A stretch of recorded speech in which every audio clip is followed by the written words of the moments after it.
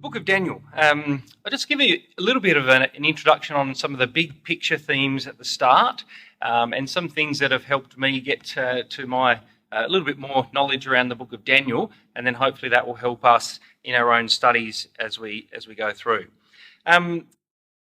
I've come across a website called the Bible Project, and maybe people have come across it before. It's not Christadelphian, but it does give you a little bit of a feeling in some sort of animation, as well as just summarized form around the books of the Bible and some themes of the Bible. Again, it's not Christadelphian, so you've got to sort of look at it in some respects with the Bible at your right hand, as we used to say. But it's a really good summary on some of the topics, and Daniel is a good one here. And this is just a little summary on part of the book of Daniel, being Daniel chapter 1. But, you know, it'll be a picture which gets drawn in front of you, and so it's quite memorable. Pressure to give up Jewish identity, which then goes through to following the faithfulness to the Torah leads to exaltation.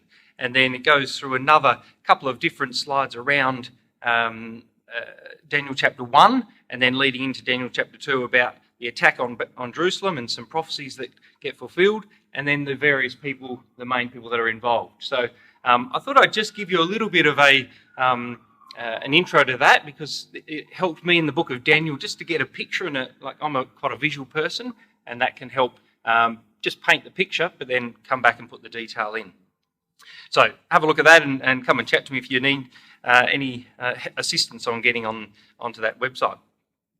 One of the things, and it comes out really strongly in Daniel chapter 1, and I really want to make sure that this is quite a practical study for all of us. I want us to go away from the study of Daniel, particularly tonight, but the study of Daniel itself, and just understand that God is in control.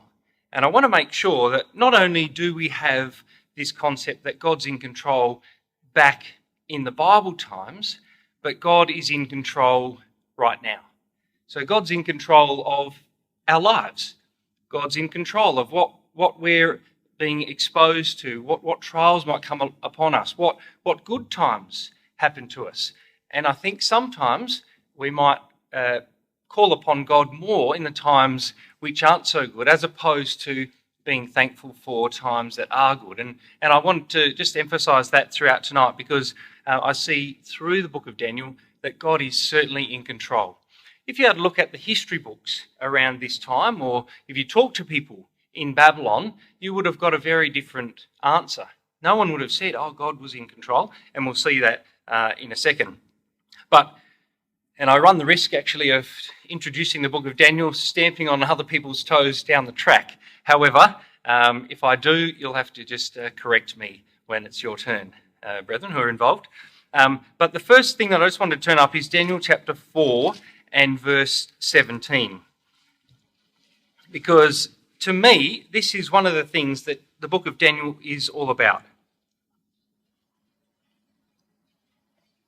And if we put it out there up front, then hopefully that'll be pretty clear, a bit of a theme as we go through. So God is in control. Daniel chapter 4 and verse 17, and this is an interpretation that Daniel's giving about a dream. And there's some discussions here, and Daniel says in verse 17, this matter is by the decree of the watchers and the demand by the word of the holy ones, to the intent that the living may know that the Most High rules in the kingdom of men and gives it to whomsoever he will, and sets up over it the basest of men. So God chooses who's going to be in control at any particular time. And Daniel saw that. Nebuchadnezzar, I think, eventually saw it. He saw it in one part, and then he forgot it, and then he saw it very quickly again, that God was in control. And there's another reference to this, if you just want to jot down against that one, is Daniel chapter 5 verse 21, which is basically recounting that when Daniel was retelling that story, he actually refers back to that Daniel chapter 4 and verse 17. I'll just give you an example here, because it is a little bit of a theme through the book of Daniel. But Daniel chapter 1, if we just turn back, and thanks Tim for reading that tonight. It's amazing if someone actually reads the chapter 2 as opposed to you reading it. You pick up other things. So I should have got you to read it a week or so ago, Tim. But it was really good just to sit back and have that picture read. I mean, a lot of it we know, and it's just a matter of going back through and picking out some of the things that we maybe haven't seen recently. But we see there that Nebuchadnezzar, the king of Babylon, besieges Jerusalem. So that's what the history books will write down. They'll write down that Nebuchadnezzar came in and his army comes in and actually just defeats the opposition, and then in verse 2 drags away all the people into Babylon. But in fact, if you read carefully, which is what we're trying to do each time we open God's Word, is the first section of verse 2, this is actually what happened. It wasn't Nebuchadnezzar at all. He was there. It could have been anyone, but it was actually God in control and giving Jehoiakim, the king of Judah, into Nebuchadnezzar's hand. And I want to just make sure that we're aware of that up front. That this book of Daniel that we're going to look through over the next couple of months shows God is in control in a number of different ways. And we'll pick up on some of them, but then we'll leave some of the gems for brethren coming along. The nations are subject to God's will. It's not the nations determining what they want to do and things just, by chance happening. And the other thing that is a thread that comes through is that God is preserving his people throughout that time. Depending on doesn't matter what's happening, doesn't matter which country that they happen to be living in, they're going to be preserved. And I think that's something that we just need to bear in mind up front, and as well as we go through our studies here. There's one thing that I like to do is a bit of audience participation, which I say never goes down well, but then Enfield just surprises me every time. Okay, good. So Daniel is a book of prophecy, but in fact there was a prophecy that prophesied Daniel himself. Does anyone know where that is? Has anyone got it written down in their margin or know it off the top of their head? So this is actually a book, a prophetical book, but before it was actually happening or before it was written down, someone actually wrote about it. Does anyone know? Some people are just looking down because they're studying so well. Isaiah 38, that is good. I'll say that's an excellent one. It's not the one I've got on the screen, so we'll give that 75%. But Isaiah 38, good. Everyone could write down Isaiah 38 in their margin as well. There are a couple. Can I say it's in Kings somewhere? Does that help anyone get the right answer? Huh? 2nd of Kings? I can't see who's actually talking here. Is it the tennis? Cam. Hey, he must be in a good Sunday school class. 2nd Kings chapter 20 and verse 18. Good. So if everyone just wants to turn up that, because this is a really good reference here that we can just put in our margins, but also know that this is something that helps prove the Bible true. And I'm always on the lookout for things that will help us gain confidence in the Bible. And this is one chapter here, which it's Hezekiah is really sick. He's has a prophecy which actually Isaiah comes in, is verse 14. We'll get to the answer in verse 18, but Isaiah the prophet comes to King Hezekiah and says to him, "What said these men?" Hezekiah, you might know the background, he shows them all of the precious things, the silver and gold out of the house, which wasn't a good thing to do. Isaiah comes in and says, "What did you do?" And so Hezekiah said, verse 15, all the things that are in mine house they've seen, there is nothing among my treasures that I've not shown them. And Isaiah says to Hezekiah, "Hear the word of the Lord." And here's a prophecy. "Behold, the days come that all that is in thy house and all which thy fathers have laid up in store unto this day shall be carried into Babylon. Nothing shall be left, saith Yahweh. And of thy sons," this is Cam's verse, "of thy sons that shall issue from thee," so this is from Hezekiah, from the kingly seed, "which thou shalt beget, shall they take away. And they shall be eunuchs in the palace of the king of Babylon." If you've got a Bible similar to mine, in the margin here, The number 2 in verse 18, there's a squiggly line because I've drawn it in there, says, fulfilled Daniel chapter 1 and verse 3. So if you haven't got that already highlighted or written in, it's probably a worthwhile thing to write in there. And there's a few others, Isaiah, as Brother Bailey said, Isaiah, and then also 2 Kings 20, and then Isaiah. I've got Isaiah 39 as well, which is, again, Isaiah's recollection of this discussion that he had with Hezekiah. So that's a good thing just to start off with, just saying that this book's actually a prophecy, but it was actually prophesied in advance. So something just to stamp it that God's got the approval here in this prophecy. Now, a couple of things which I just wanted to put up front, and then we'll refer to a little bit throughout, and also they'll be picked up throughout the book as well. A couple of themes. I've already said God is in control, so we'll have a look at that in a little bit more detail. The real God versus fake. And I won't say fake gods because it was other leaders as well that stood up, that lasted for a bit, that would have seemed really real if you were there, and it did, because a lot of people went along with it, but they turned out to be not so real.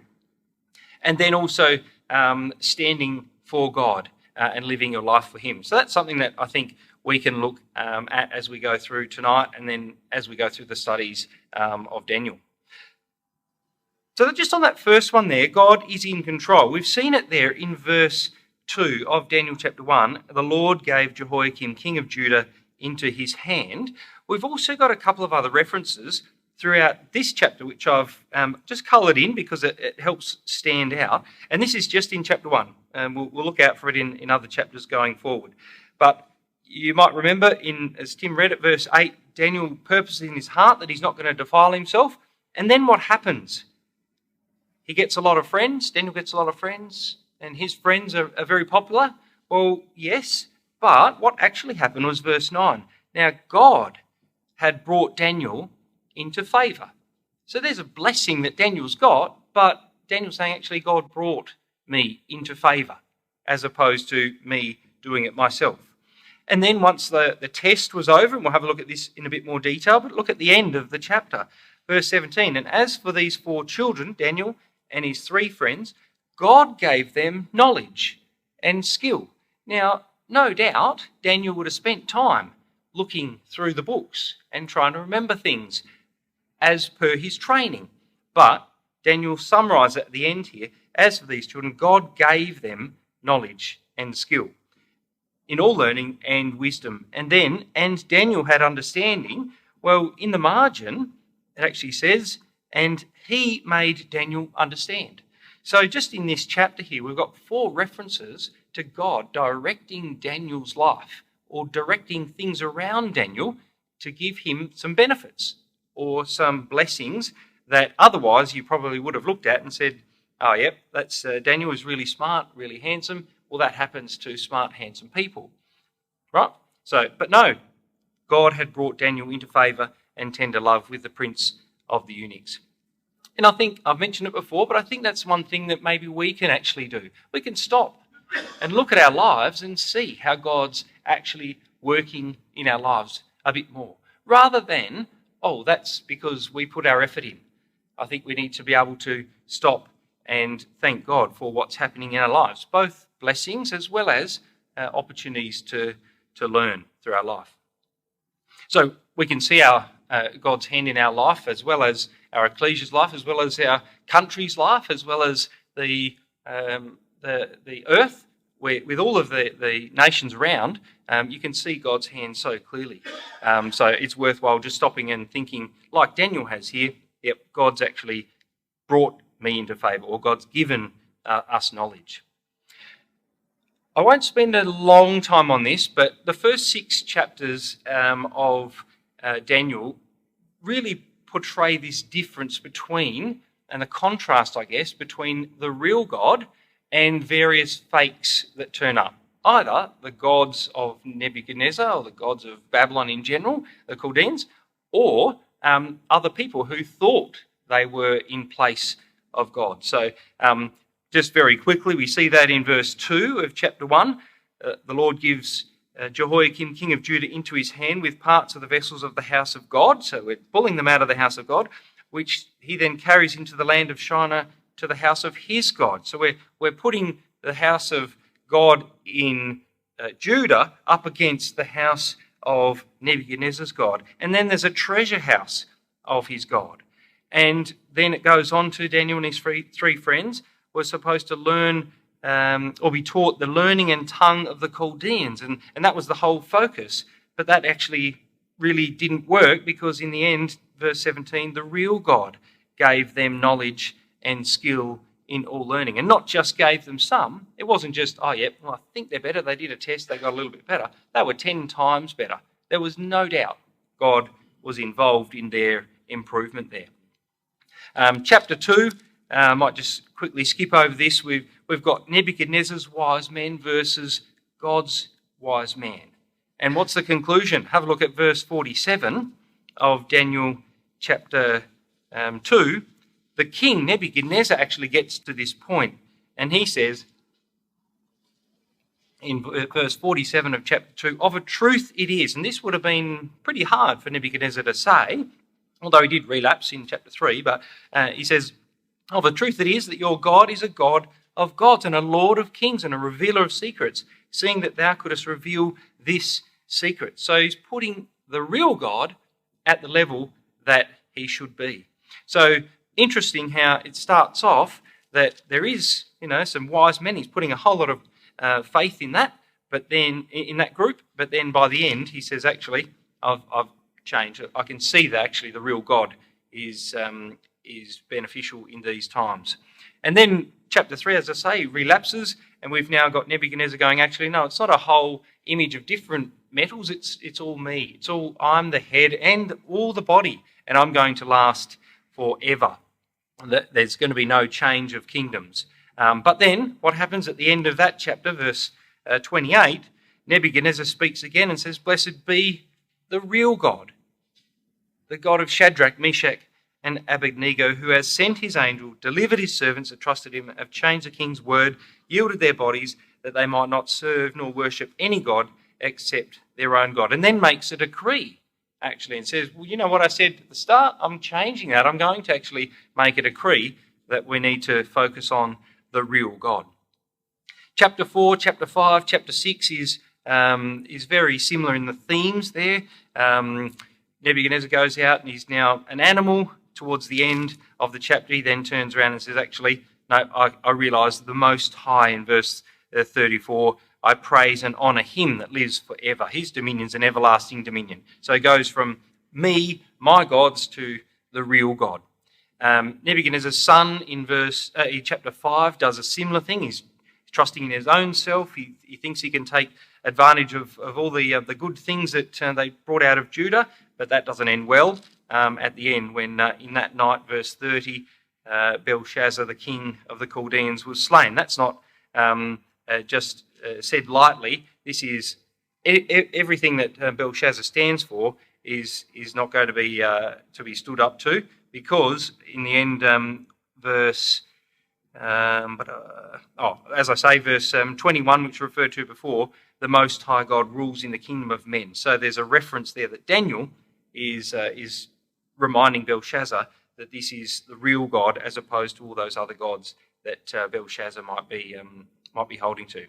And then chapter 6, Daniel in the lion's den, when he looks like he's around about 85 to 90 years of age. There's a story of this whole story here is around the law of God versus the law of the Medes and Persians.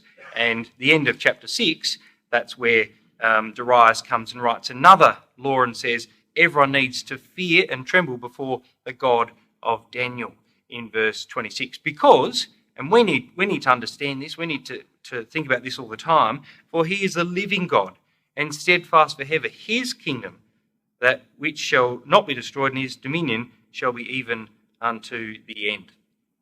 So that's just a quick snapshot. There's a couple of other references which we can have a look at, chat about later if we want to. So The other thing that I've got just here, other theme I've got here is standing for God. And I think that's, again, another thing that I think we can focus on a little bit more through our studies, but also in our own lives. And Daniel chapter 1 is a good reference point for that, because this is the whole point of Daniel. If you have a look in verse 4, we've got a reference here to all the children that came out. They listed out a whole list of good characteristics, external but also internal, with their knowledge and good looks, and that as such as had ability in them to stand in the king's palace. And that was all one of the things that the Nebuchadnezzar wanted them to do, is stand in the palace. He wanted them to be there and then be essentially his spokespeople, his wise men, and that was the big focus of this a couple of years of learning. And then again in verse 5, the king appoints them the meat and the drink, nourishing them 3 years, that at the end, the answer is that they might stand before the king. Well, we all know the answer towards the end of this chapter. There is all these, Daniel and his 3 friends pass with flying colours. Verse 19, the king communes with them, and among them all was found none like Daniel and his 3 friends. Therefore stood they before the king. But that's just in his life while he's learning and in the court of the king. But what about the rest? All the way through the book of Daniel, and I'll leave that up to the other presenters, but I did want to just turn right to the last verse of Daniel, because this is what Daniel was actually aiming towards. This was his life. He was learning things, he was good looking, he was very smart, but that wasn't important for Daniel. And you can see the end result, the conclusion of Daniel's life in Daniel chapter 12. So, Daniel chapter 12, the man clothed in linen says to Daniel, "Go your way. After all of this is finished, go your way till the end be. For thou shalt rest," it's quite a long rest, 2,500 years rest, until the next sentence is going to be, and for thou shalt rest and stand in thy lot at the end of the days. So we've got Daniel preparing to stand before King Nebuchadnezzar and in the courts, but ultimately it was Daniel's end result. The conclusion of his whole life was he was going to rest. He'd done a good job. And there's nothing negative written about Daniel all the way through the book of Daniel. It's quite amazing. And he's going to have that rest 2,500 years and then stand in his lot at the end of the day. So there is a lot there for Daniel. He's succeeded. He's done what he's required to do, and there is a lot there that he will stand in at the last day. So I thought that was just a bit of a fly-through of a few themes that we will cover off through tonight, as well as the rest of the studies. And I thought I might just pop back and then just do a bit of a intro to whereabouts the book is set, time frames, and a few things, just so we can get a bit of a handle on it, just for some people that may not have looked at it before. So, to start off with, where did it happen? And I don't know if we can actually see that there, but we know the map of the Middle East reasonably well. We've got Judah over here and Babylon over here, and there's 2 ways that you can get there. You can either go straight there, or you can go up and then back down again. Now, it would be tempting for someone to go straight across, but does anyone know why you wouldn't do that? Oh, we're at school. No water. Fantastic. So there's a big desert, as you can probably see. That colour, yellow, indicates desert. No water. Right. So this was the issue, and they didn't have Google Maps back then.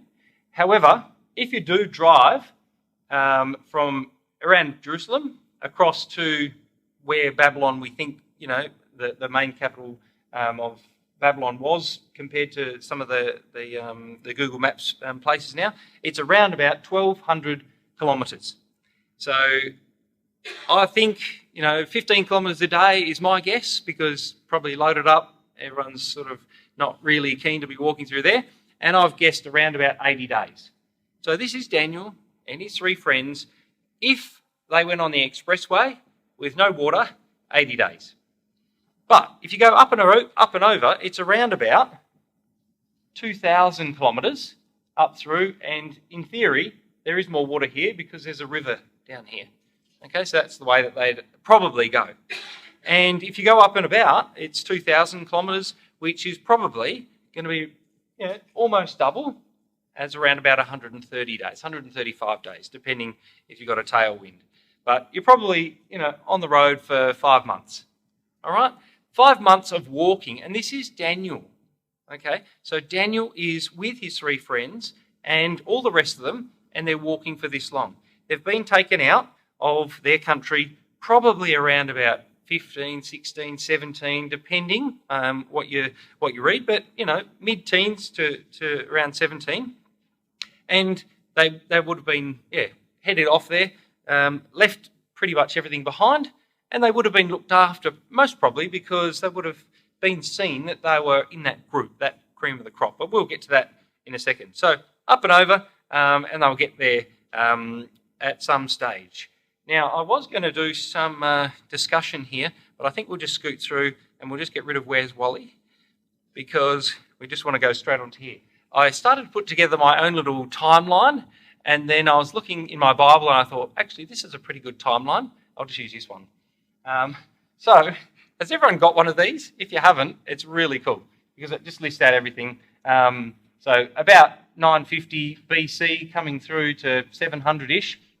And we're around about, so I've just put it on here. There's Daniel just there. Can everyone see that in the middle there? Yep.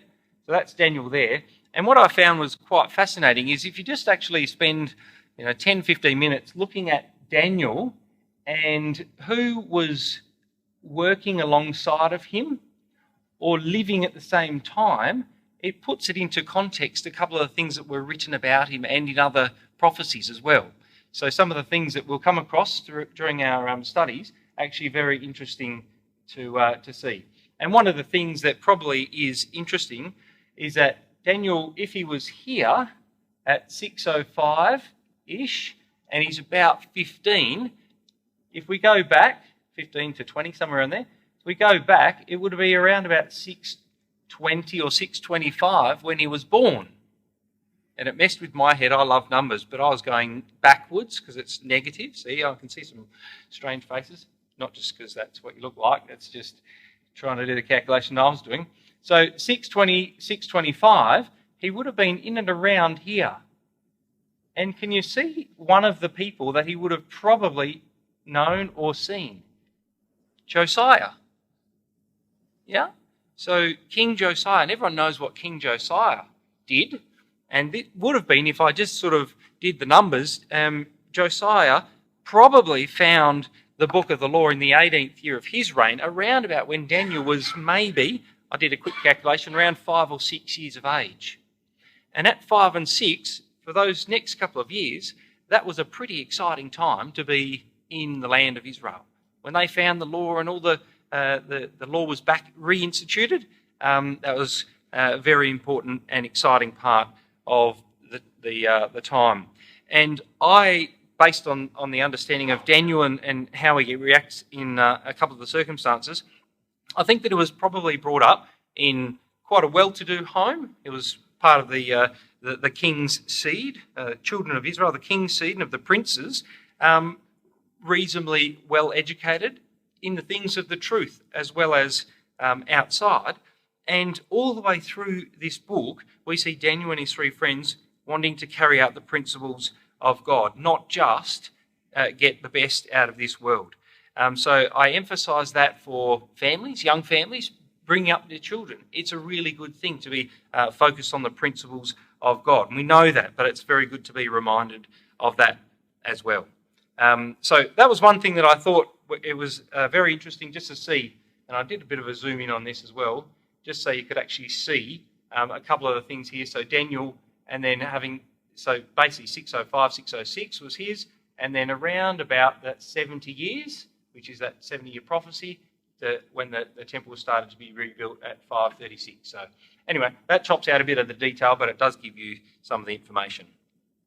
Now, So we're imagining now Daniel walking across, so probably 2,000 kilometres, probably 135 days, 5 months, walking through hot circumstances. It didn't matter probably if it was summer, autumn or winter, it was just hot. So here he is approaching the place of Babylon. But it doesn't actually say Babylon here. Did you see that in verse 2? Because Jehoiakim was given into Nebuchadnezzar with all the vessels that carries it across into the land of Shinar. Now, there's no references to Shinar going back in the Old Testament except back to Genesis chapter 10. And I'll just put this little slide up here, and I encourage everyone just to do a little mini study on Shinar because it's actually really interesting how that actually stands together in the book, in the earlier books of the Bible, particularly Genesis, and it's a name for Babylon. But it's, if I can summarise it really quickly, it's the land of Nimrod, a land of rebellion. And so here was Daniel coming out of Jerusalem, the city of peace, God's chosen place, into the land of rebellion. And this is one thing that Daniel would have struck Daniel, because here is someone who wants to stand up for the principles of God, and he's now going into this land of rebellion.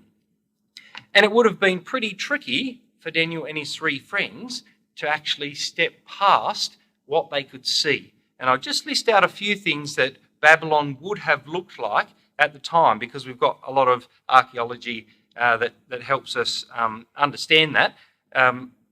We're told Babylon, the greatest city of the day, approximately 70 kilometres around, a circumference. The walls are about 65 metres high, approximately 15 metres deep, and they went down into the ground as well so that they couldn't be burrowed under. 250 towers on the walls, 100 gates of brass. There was a moat surrounding the city, so that made it even harder to get into. So basically impregnable, or so they thought. Through the middle of the city was the Euphrates River. We all heard of the famous Hanging Gardens of Babylon. That was one of the 7 wonders of the world, or is. And I'm told that the city was made of bricks stamped with the name of Nebuchadnezzar in them. So they've pulled up this city and they can see Nebuchadnezzar's name everywhere. So this is Daniel and his 3 friends turning up to this, what looks like a pretty permanent place. So this is a really big test for Daniel and his 3 friends. There's a summary of a few things in verse 3 and verse 4 of who these people were. And they were, as a number of study guides that I've looked at, they call them the cream of the crop. They were the best. Okay, I read through this list and I thought, actually, some of those apply to me, but I'll let you work that out. Well, that's what my Sunday school guide says anyway. So then they had to go through 3 years of training, and there was something at the end that they needed to pass, and there was a test, and we'll have a look at that in a second. The whole point in verse 4 was that they might stand in the king's palace. So they're basically courtiers, so a male court official. They had to stand there, be conversant in the learning and tongue of the Chaldeans. So this was going to get drilled into these young men. Daniel was very clever, and that would have been a strength, but also a weakness in this situation where he didn't want to mingle with these people too much, but he needed to get along, I guess, occupy whilst he was in that spot.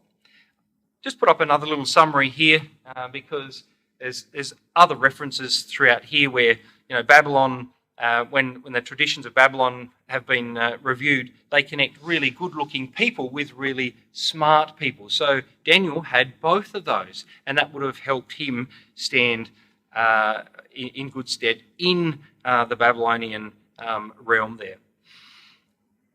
We then go through a couple of things in here, which is, again, a pressure on Daniel and his 3 friends. The next thing that happens is that instead of having the names that they were given when they were born by their parents, the parents thought about their names, they actually were told, no, you're not going to have that name anymore.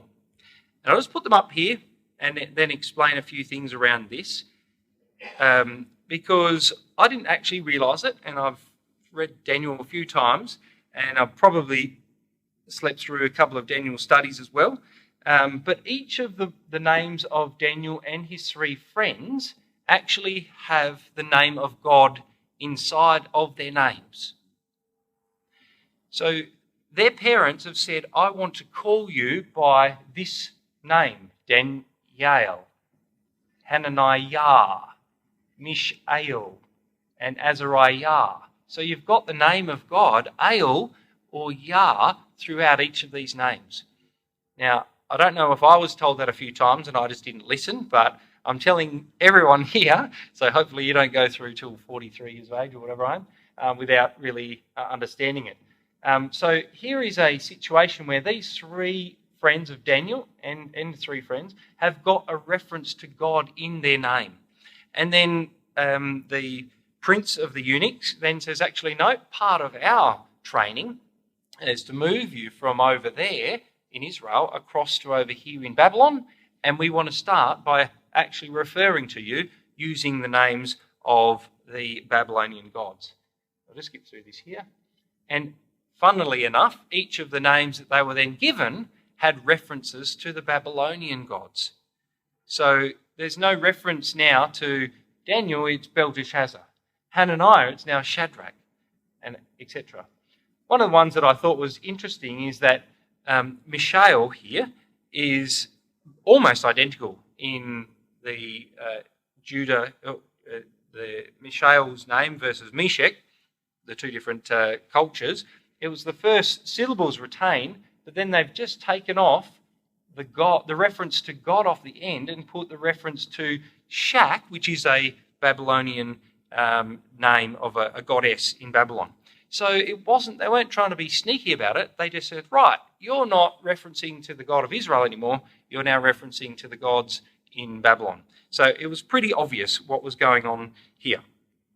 So here was Daniel and his three friends that were trained up in the ways of God, and now they're being pressured into the ways of Babylon. Interesting, going from here, there is no reference to Daniel using this new name, except that it says Daniel, whom Nebuchadnezzar called Belteshazzar. So Daniel had nothing. If someone said, "Hey, Belteshazzar," he just would have kept walking. Right? So he had nothing to do with the gods of the Babylonians. So yeah, it's very, very big pressure for these three friends and for Daniel when they're in the land of Babylon. So we needed to make sure, if you were part of that group, that you would be able to stand up for something. And similar stories in the Old Testament, earlier on in the Old Testament, of Moses and Joseph.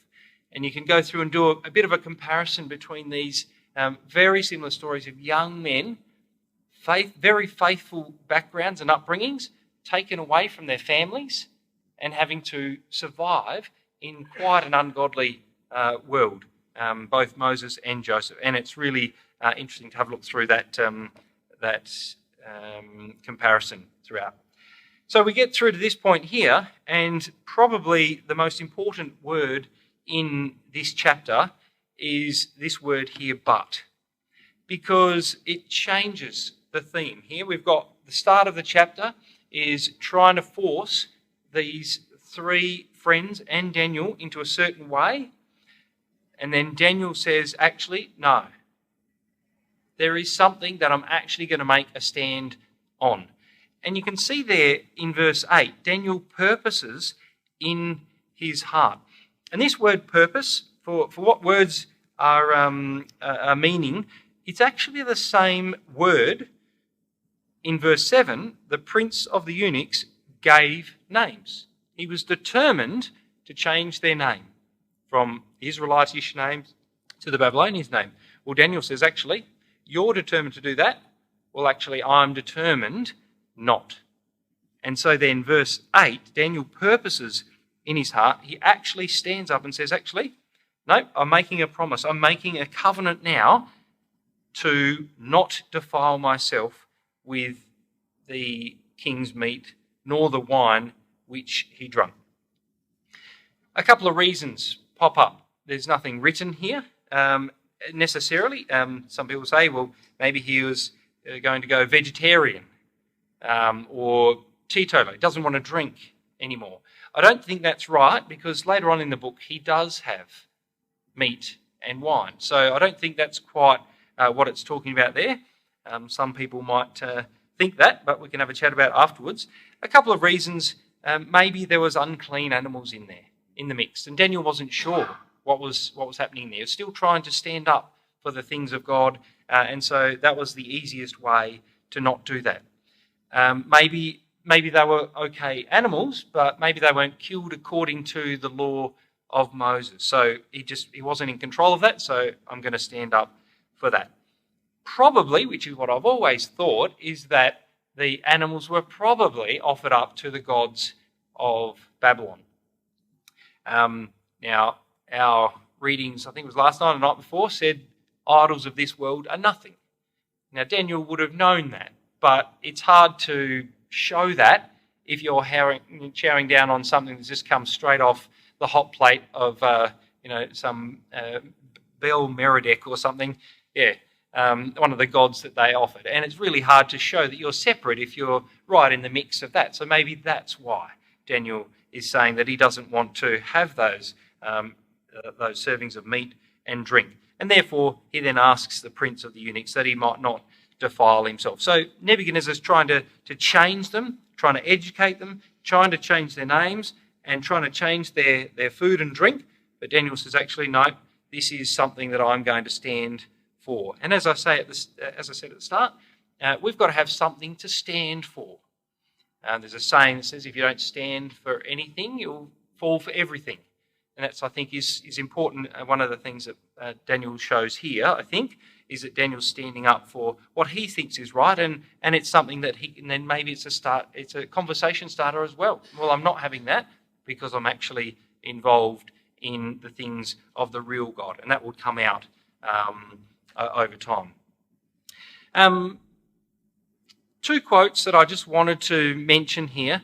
Maybe just write down Acts 11:23, because it's a similar idea there where Barnabas says, with the purpose of heart, they should cleave to the Lord. There was really intense belief in what they were living, and they had a purpose of heart, and it just shows that you can't just drift into the kingdom. It's not like there's not a tide going towards the kingdom and you just sort of end up there and go, oh wow, here I am.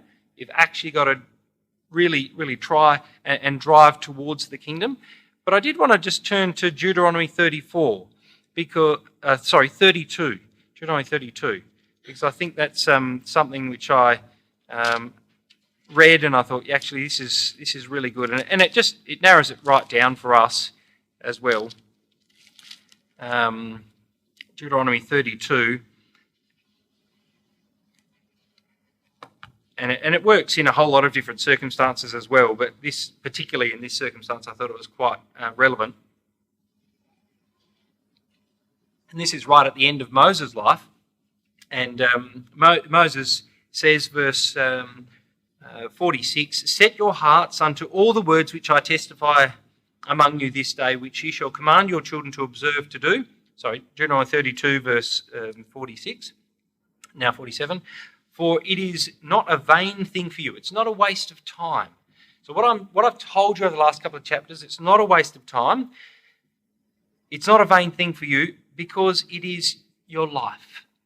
So it's like, it's not like you'll get a slightly higher pay rise or you get a slightly better car. It is actually your life. It's really, really important. And through this thing, ye shall prolong your days in the land. You'll get blessings. But the focus for Moses was set your hearts unto all these words and make sure that you are going to be really focused on this, because it's actually really important. It is actually your life. So I thought that was good. And then Acts 11 verse 23 is a good one just to put alongside of it as well. So back to Daniel 1, and we'll just scoot through the last couple of bits here. So we've got a couple of things that God brings to Daniel. It's favour and tender love with the prince of the eunuchs. We've got kindness and compassion, other renderings of favour and tender love. Daniel was no doubt really intelligent and diligent, but there was something else here. God was bringing Daniel into this kindness and compassion or favour and tenderness here, tender love. And I think if we try our best, we purpose in our heart, and God does bring things into our life, then we need to be able to turn around and say, actually, yes, God's done that in our life as well. And I think that's worthwhile, not forgetting. He's never going to leave us or forsake us, even though there might be trials. And when there's trials and or blessings, I think we can reference back to God. And one thing, I should have got you actually to stop at Proverbs 16, but if you write down, there's a couple of quotes there we can reference, but Proverbs 16 verse 17 just says, when a man's ways please Yahweh, he makes even his enemies to be at peace with him. And I think that's really appropriate here for Daniel, because he's right in the midst of Shinar, the enemy's tooth. He's in Babylon, and this is going to be the test for him. And when he's pleasing Yahweh, as he is, then even his enemies are at peace with him. And we can see similar references I've got there. We've referenced before around back to Joseph and having the favour and tender love that was shown to him as well.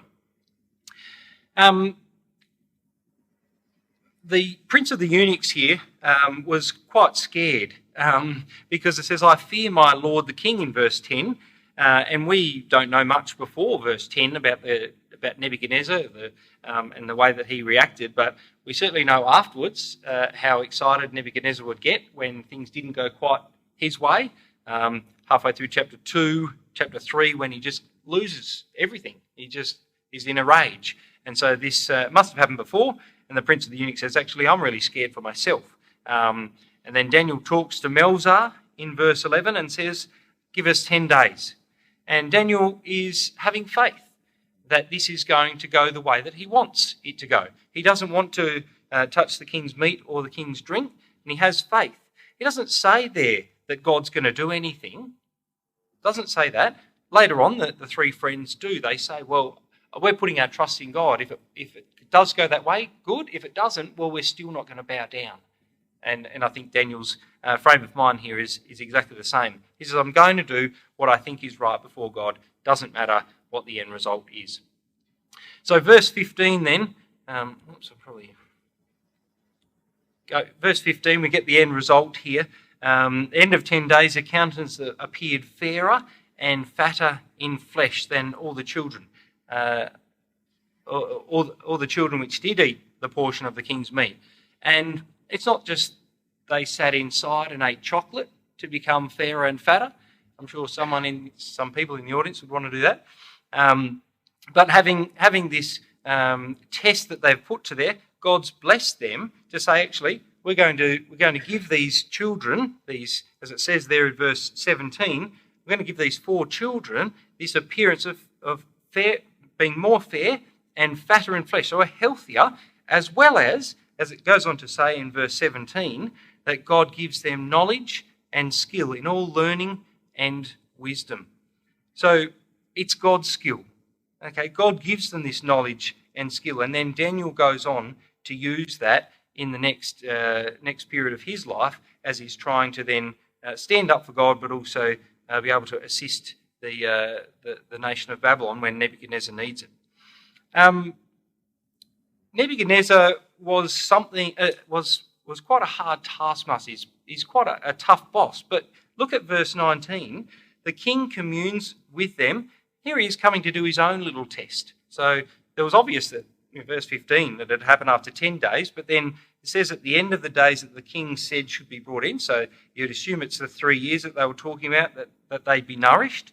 So at the end of the 3 years, the king comes in and he starts doing his own test. He's communing with them just gently. He's finding out about the test that's happened and work out who's knowledgeable in all science and skillful in wisdom. Well, here he is. He says, and among them all was found none like Daniel, Hananiah, Mishael, and Azariah. Therefore stood they before the king. And verse 20 says, and all matters of wisdom and understanding the king inquired of them. He found them 10 times better than everyone else. Not just the ones that were in the palace, but everyone else that was in the realm. So I think that's a good stamp of approval of someone that has got God's knowledge and skill and all wisdom. And then I think just the last thing that is referenced here in Daniel chapter 1 is that Daniel continued even unto the first year of King Cyrus.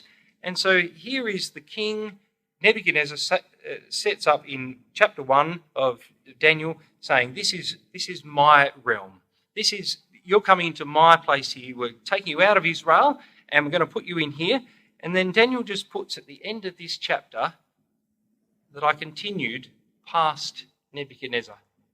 So Cyrus, in the first year of King Cyrus, he continued even further than that. But just to say, at the end of this chapter, Nebuchadnezzar, you wanted me to do this. You wanted our friends to do this. Well, we didn't. And we continued on and you didn't. So I think there's just a little footnote there to this chapter to make sure that we're actually reminded that it doesn't matter how real the world looks. It doesn't matter how permanent and solid it looks. It's actually quite a fleeting thing.